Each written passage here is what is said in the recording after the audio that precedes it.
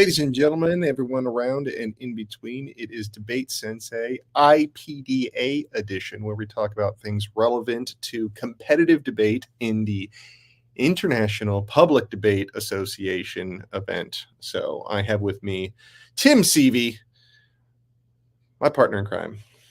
Chief Banter Officer. And also, isn't it the International Parliamentary Debate Association? No, public. It's public? Really? Public. Yeah. It's not parliamentary debate. It's public debate. So they are not the prime minister and the leader of opposition. They are the affirmative and the negative. And there's no points of order, points of information, or anything like that. Yeah. There's still trichotomy, though. Like, there are still, functionally value, fact, and policy rounds, though. But, yeah, but I guess you gotta still use rules from somewhere. Yeah, it's not procedural rules. Those are just sort of tactical things that people come up with, Interesting. Well, I learned something every damn day, especially on the IPDA issue. Well, we had a fun topic area that we've gone over the last couple seasons. So the topic is we've been doing these tectonic plates for the last couple of seasons, and now we get to finish it up. So we left off on the Indian tectonic plate. So this is our way of doing the international topics. And we're like, well, how do we divide it up? And we're like, let's do tectonic plates. And it's been kind of cool. I was thinking next time around, time zones. Oh, wow. God, that would be a lot. Like, we've got a ton of episodes. That would take a couple seasons worth. But I do appreciate splitting it up that way, because otherwise, when you're just going by like continents or something like that, you end up with the same topics, and the same countries I think easily get overlooked. So I like this this version doing plates. So we're now on Indian plate. Indian plate, and it's a lot more than just India, but India is basically takes up the vast majority of it. So I don't know if you got a different list than me, but the list of countries that seem to be relevant in this discussion would be India, Pakistan, Bangladesh, Nepal, Bhutan, Sri Lanka, the Maldives, Myanmar, and a little bit of Afghanistan. If you like, I didn't look anything up on Afghanistan though. Okay, I guess like the Karakoram Mountains. So it's like the entire Asia Minor, like the Asian subcontinent. Yeah, South Asia. I didn't realize it would get all the way into Afghanistan. Okay, cool. Yeah. It's just they said it's just a small section of it. So how mountainous Afghanistan is. So like the India Plate is what created that entire range that has Mount Everest in it. So you know what I mean, the Himalayas, obviously. Yeah. So yeah. Cool. Okay, so starting with some of the probably easy low-hanging fruit, India, right? Like, there's a lot of topics and a lot of things to cover in that space. So besides being like, it's hard to even call an emerging market, but it is still growing at like ridiculous pace. The economic freight train that is India that just keeps on growing and seems to be doing everything really, really well. From a country that is pretty quickly urbanizing, but doing it differently than the ways that China has. So like, China's run into all kinds of issues going so rapidly from like a largely like agrarian kind of economy to super, super urban and like huge population growth and technology growth. So as I understand, India has also been undergoing pretty, dramatic changes and huge growth, but doing it in a somewhat more sustainable way. Maybe not from like, pollution and things, I think, are some very common disadvantages that come about from it. But even from like a geopolitical standpoint, or like the folks that they're tying to. So manufacturing in India is enormous. So like, India is becoming such a powerhouse for manufacturing. And that means a lot of things for surrounding countries, right? Where like everyone seems really dependent upon China. But then as soon as Chinese politics start doing some weird things, or like China starts aligning themselves in ways that countries don't like, well, are they tied to China for manufacturing? India seems like they're kind of positioning themselves as like this safe alternative of a trading partner. Mm-hmm. Like India, it's not always likely that you get a topic that is India, but considering India in any sort of international related topic is a possibility, right? So if you're talking economics, like the manufacturing, about how India plays a role in like, if you piss off India, what are they going to do? You know what I mean? Is kind of like how you think about those, like building up a disadvantage or something like that. If you want to do an India disadvantage, you can look into the economic sort of fallback that they can have. And I think places like what is it, like Nvidia is now like expanding. Yeah. That's a big deal. That's a big deal. You know what I mean? Yeah, It's like really important. You know what I mean? If they get Nvidia making their stuff there, so. Yeah, and it's expansions there. So Nvidia, I learned recently, based in Taiwan, is like one of the huge reasons why the U.S. is so protective, for plenty of other reasons, but like that is a huge reason, is because of like Nvidia being based there. Yeah. But an expansion into India then is huge, because like it's also other chip companies. So like AMD is also expanding into India. So being a chip manufacturer is just like the hottest thing right now. Like that's what Right. every piece of technology requires. So if you've got a semiconductor plant, you are doing really well. In addition to all the other stuff that India is already manufacturing. So I was listening to a very cool, interesting podcast with a guy that's a like former CIA officer, but has spent a ton of time in the intelligence community, and said, he was asked the question of like, what other countries have really killer intelligence? And he said, like, honestly, some of the countries that impressed me the very most are India and Pakistan. They have like some of the most impressive like intelligence gathering and analysis capabilities, but they spend almost all of their intelligence resources on each other. Oh, so almost all of like the time and energy spent from Indian intelligence is about Pakistan, and vice versa. So I think that's like an interesting one that comes in whenever the subject comes up of like mediators, right? Of like, in the Ukraine war, who is the best mediator? I've seen a lot of like debate topics come up where like in the conflict between Israel and fill in the blank, who's the best mediator to come to a resolution. I think that a really good, I mean, very frequently the easy answer is like, oh, the U.S. needs to mediate because blah blah blah blah blah. The easy answer for a lot of rounds, and I think a better answer is India for a bunch of different things. So India's alignment with Russia, like he's got strong ties to Putin, and has said, so Modi has said like, the relationship with with Russia is like an all-weather friendship and like a long-standing allyship, and like we've got good, strong relationships. And yet Modi's also like meeting with Zelensky, and they also have like strong ties with China, and also still great relationships with the US. Like they've somehow been able to like thread these needles of maintaining good, strong relationships with what are otherwise like pretty much like, opposite ends of the spectrum. Wouldn't call them like full out enemies, but like between the US and Russia, like definitely enemies. They've done a really good job of politically positioning themselves in the middle, and that means a lot of opportunity for them. So I think that's a good answer in some rounds. Oh man, like an India counterplan. Yeah, exactly. Yes. Yeah. So let's make monopolizing this whole thing on India, even though it is definitely the largest country on the planet.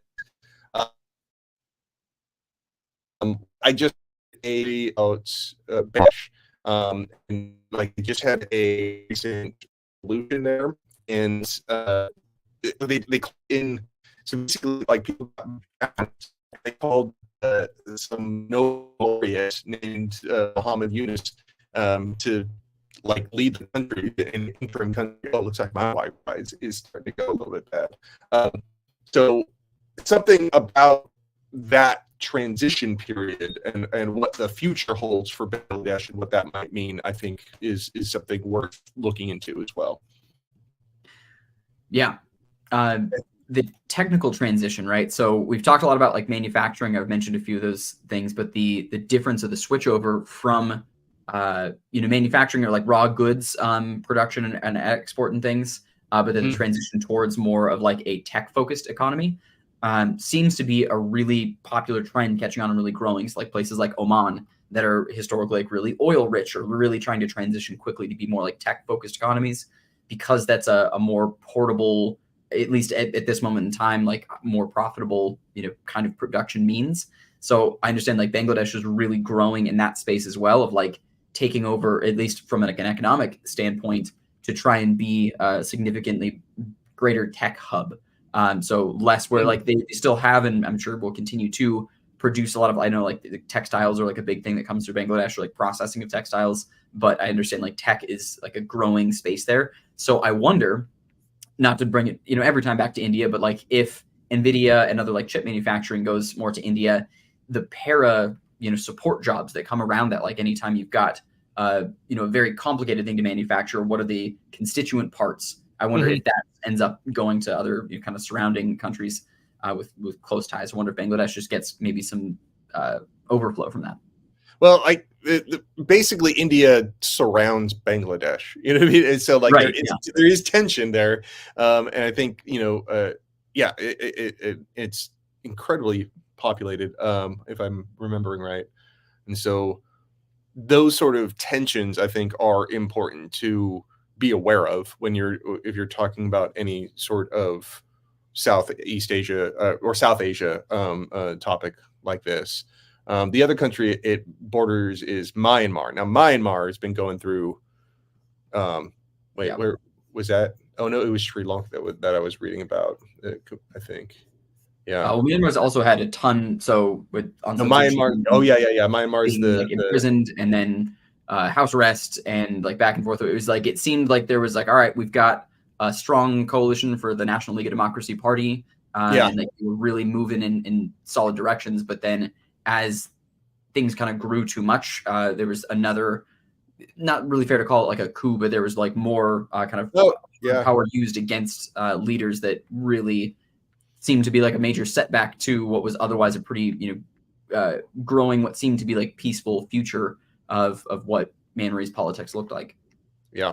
I mean, it looks like the rebel groups are kind of winning in the power struggle right now. So like Myanmar has a junta that is trying to put out some peace deals, and the rebel groups are just like I think they have a minority over the country right now. The junta does, the people that are supposed to be in charge, right?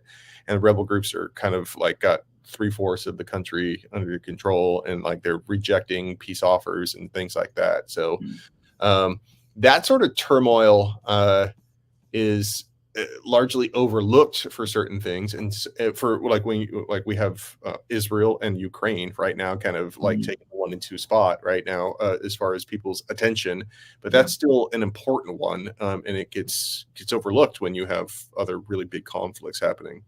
Yeah, those are, I think, worthwhile things for debaters just to keep up on. I mean, helpful for extent for sure, just know where that is. But I think when you get rounds that are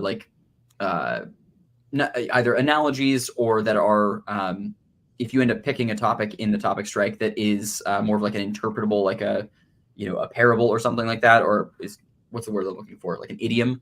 And sometimes those are interpreted to be like, enough is enough, right? Like I've seen that resolution come forth before. And then it's easy for debaters to say, all right, we're going to pick a particularly big conflict right now, and this is how we're going to, change the course we've taken with it. Understanding what's going on besides just the biggest, loudest headlines, right? Like those are really good ones to know about, because then you can debate a very interesting different area, and the other side may not know a ton about it. I do appreciate about IPDA though, the kind of discouragement against having like an intentionally squirrely case. Like there is the expectation that like if you're going to come up with something that is unexpected, that the affirmative side should share that and like be like, hey, we're going to be talking about this, just so that like the negative side isn't completely blindsided and it's not a total waste of prep. I like appreciate that kind of mutual respect out of IPDA. Yeah. Where do we want to go next? I honestly really don't know a whole ton about Bhutan except for the Sultan. Like you end up hearing the various things that like the Sultan of Bhutan does in the news of like, oh wow, he passed out jewels at a recent dinner, or flew in an entire plastic surgery team to perform plastic surgery for his family and friends, like just like wild stuff. Okay. So I think those are the only headlines that I ever particularly hear. I'm looking at something about their investment in crypto, that they have twice as many Bitcoin as El Salvador, and El Salvador made it like their legal currency. Not their currency, but a legal currency. So I mean, that's interesting. So a crypto debate, maybe. But I think Nepal has one of the more, one of the more fascinating debate topics in general. And you might see this one, which would be about restricting or just eliminating Mount Everest tourism.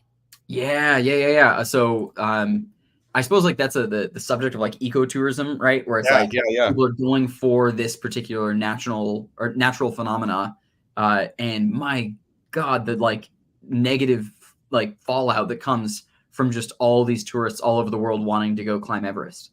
Right, right. I mean, I think I saw pictures of like people in line waiting to get to the summit or something like that. It's like, I mean, I don't know. That could easily have been photoshopped, but well, I mean, you do when groups go up, you can go up, 10 plus at a time, like all on a single safety line. So like, yes, that would technically be a line. So that's probably is a real photo. But as I understand, one of the biggest issues that they're facing, which is totally makes sense, is sewage, right? You don't have sewer lines up there. And so it's just people just use the like squat method, but it's also so high and so cold. There's no natural ecosystem to break down like human waste. And so there are just mass problems of human waste on Everest because everyone climbing it still has to use restroom facilities. And there isn't like a porta potty service that can pick up and deliver porta potties from there. And, no one, can clean up after themselves, basically. Like they're not packing it out. So that in itself has become a really crappy problem. Yeah. And so, but so the way up the, whatever that pathway is called, is marked by dead bodies. Yeah, that too. Yeah, like it's like there's also like to be able to exhume someone or like get bodies out. It's in many cases like falling down crevasses or like just being inaccessible. It is way too dangerous to just go access someone. So, yep, that just happens, right? Like that's that's another thing that just tourists leave behind sometimes is their remains. Oh yeah, but look, so like dark and a challenge, but that's the picture I'm talking about right there. Oh God. And like, yeah, look at the headline here. Oops. Yes, this photo is real. Okay. Huh. Who is outside? Okay. Wow. That's nuts. So I mean, it's not just. I mean, that's more than one party, right? Yeah, that's got to be. So, and they might have just all just kind of converged at the same time. Oh man. So what I understand is it's also like a waiting game. So you get to like base camp and then you can get to advanced base camp. And the last trek up is not necessarily the hardest, like from the highest base camp up to the top, but it is the most weather dependent because by the time you're getting to the summit, you need to have clear weather and it's very, very easy. Like, hurricane force winds, it'll just blow you off the face of the mountain. So you have to pick the right timing. And so some people will sit and wait at advanced base camp for days or weeks, waiting for the weather to like get to the right point. And if they have a window, everyone's like, oh, we're going for it. Like now is the only time you can summit. Right. Another good argument on that subject. I'm glad you brought this one up. I didn't realize like how deep this is. Is the use of Sherpas. So like the local population is just like, so there are not many job opportunities, outside of Kathmandu, as I understand. Like you get up above that and now it's just like, all right, how do we serve all of the tons and tons of tourists that are coming up the mountain? And like basically like the physical demands on a Sherpa and just the ways that tourists just treat their Sherpas like friggin' concierges on the mountain of like, here, you're going to carry my extra crap and you're going to be the first one across all the dangerous shit. And you're going to figure out, the routes and we're going to, not really believe you because like we're expecting like, they're just treated like a, life or death butler basically. And how bad that is, like the life expectancy and like just all the things also living that amount of time at such low oxygen is also really like detrimental to Sherpa's health. So it's like a major issue comes up with like Sherpa rights because there's not really like an OSHA to protect folks that are helping tourists make it to the top of Everest. Right. Man. I forgot how much is surrounding that mountain. And here's another strange debate that Mount Everest isn't the tallest mountain, because it's a really interesting way to illustrate like criteria in debate. Okay, What do you mean by tallest? Because what they're doing, they measure Everest by height from sea level. Right. But sea level isn't the same all around the world, right? Yeah. And so the equator actually has technically a higher sea level because it's like going out Yeah. and stuff. And so that's one way of doing it. Now you could do it like how far from the center of the Earth could be one thing. And so even that same thing, like sea level and center of the Earth, because like the Earth is a spheroid, it's an ovular spheroid, I think is what it's called, because it spins. Oblate, oblate, yeah, spheroid. Yeah. So yeah, the mountains that are very, very close to the equator are significantly higher or further from the center of the planet than Everest. Yeah, but you could also do it from its base, which would that would mean that you would go underwater sometimes. So like some of the Hawaiian mountains, I think, are Mauna Loa, yeah, start becoming, like because they just keep on going out of the mountain, or out of the water, and so like there's at least 3 different ways of measuring the height of any mountain. You know what I mean? Yeah. And so I wonder if you were to climb, like what that would actually mean to climb Mauna Loa, though. Like, all right, so you're gonna be in scuba gear for 99% of this. Like, all right, I'm gonna go from James Cameron deep all the way up to ground level, and then a little hike once you get above water.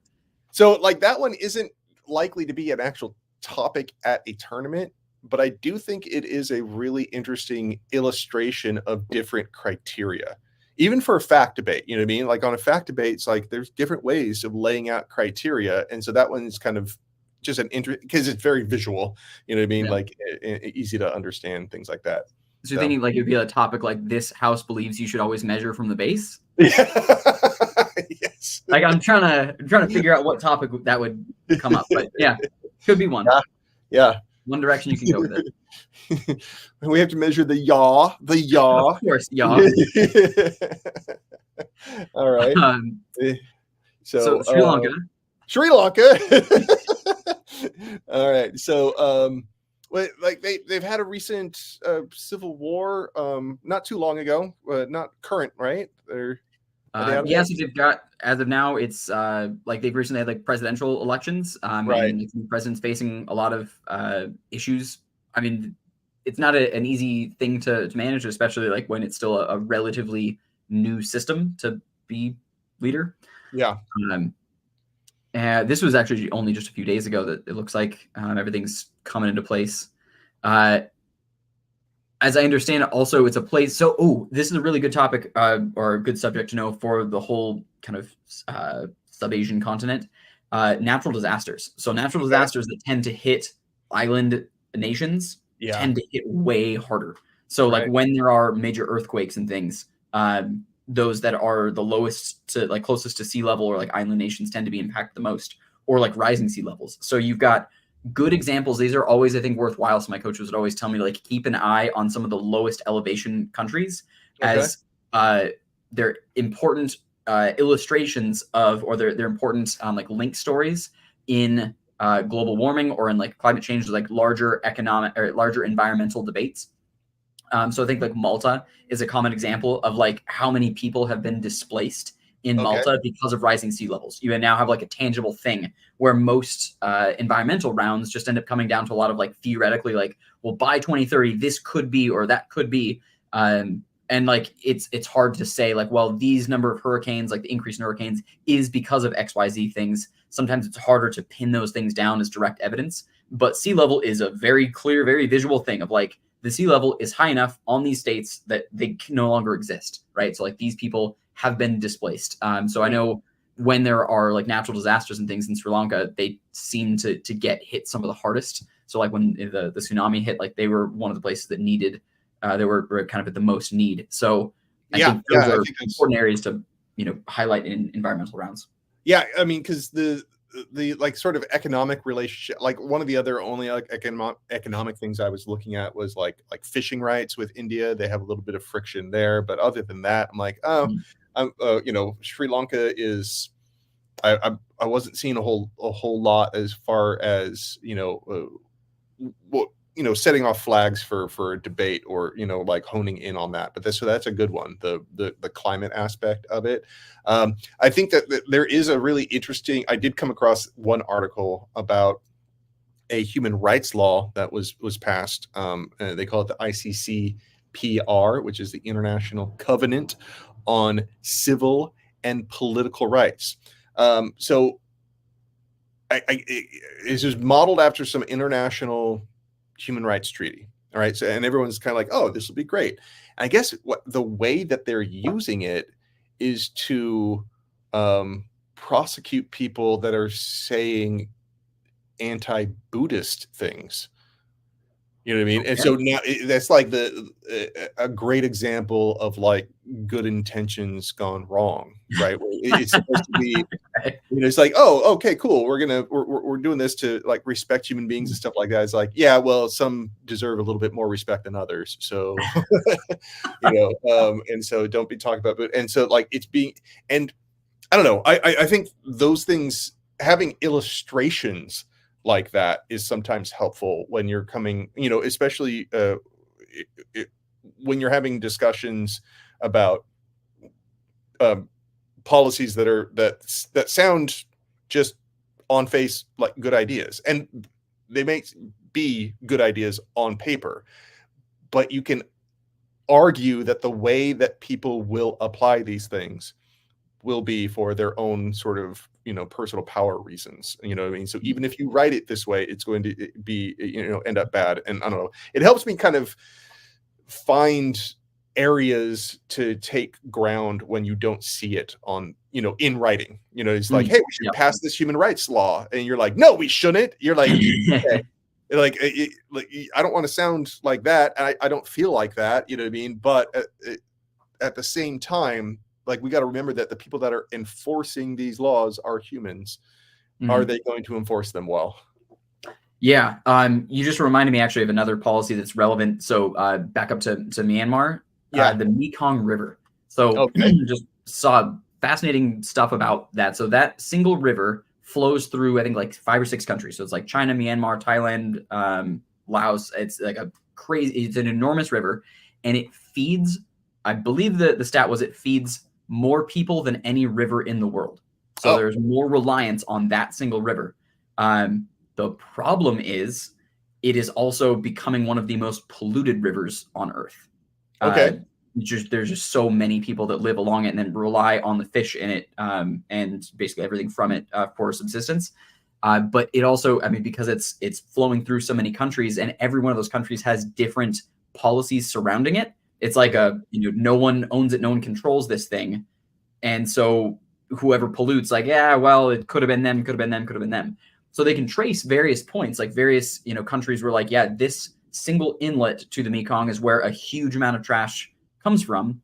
And so they can say, like, all right, we'll regulate that country or try and limit that. But as soon as that garbage now in the main river, well, now it's everybody's problem. So I think that is a useful little like allegory to point out like how policies that are not just one nation driven or one nation enforced can still affect everybody. So especially with like environmental policy, when it's like, well, we didn't sign into the China or the Paris Accords, or we didn't agree to this, or this country didn't buy into that. Yeah. Like, I think that's a useful one to point out, like, okay, everyone's politics aside, this single river being more polluted affects millions and millions of people, right? And like this has for thousands of years been like the single source of subsistence for, tens of millions of people. How better can we regulate this than with like a UN environmental policy, or like what other ways can you have like, transnational policy surrounding resources that are, for everyone? Yeah. If those rivers are from the Himalayas runoff, which they probably are, got another little factoid to finish this off and come full circle. So those rivers, those deposits are actually pushing the height of Mount Everest up. And Mount Everest is getting taller every year. Yeah. Apparently it's in a growth spurt right now too. It's like, What? Yeah. I don't know. Like, I know how that works. Yeah. It's, what they call it? They called it piracy. Drainage, piracy drainage. It's like there's some river that is stealing water from some other river, and because of that, it's like pushing the entire mountain up. It's weird. That's nuts. Wow. Yeah. Nothing debate related, just a factoid. Good one to know. There's just for your prompting. Yeah. All right. Hey, that we did the best we could with the India tectonic plate. There's some pretty awesome, interesting stuff there. I'm glad that we're doing this. We got a couple more of these, but we also have other topics that we're going to be doing in the upcoming weeks. All right. So it is Tim and Jared for Debate Sensei IPDA. We'll see you in the future.